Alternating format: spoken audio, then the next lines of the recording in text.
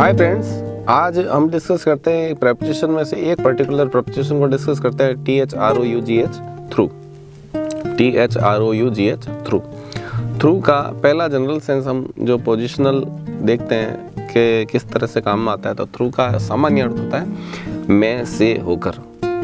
में से होकर, किसी माध्यम में से होकर गुजरना, निकलना। तो एक वर्ब होता है PASS, पास।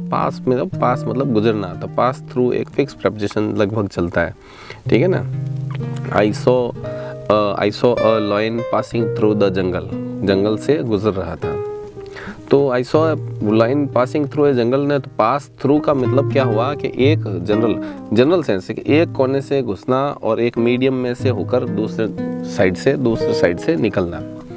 एक पाइप है, उसमें से एक सिरे से एंटर हुआ और दूसरे सिरे से निकल गए, ठीक है ना।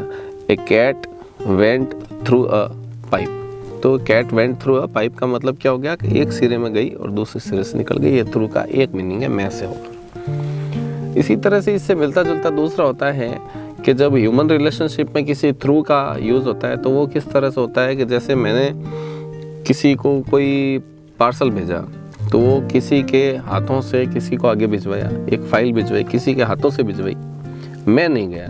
तो मैंने रवि से मैंने अपना पार्सल जयपुर भिजवाया रवि की हेल्प से, तो वो थ्रू का यूज़ होता है। I send the file through the manager, I send the file through the manager, I send the parcel through Ravi.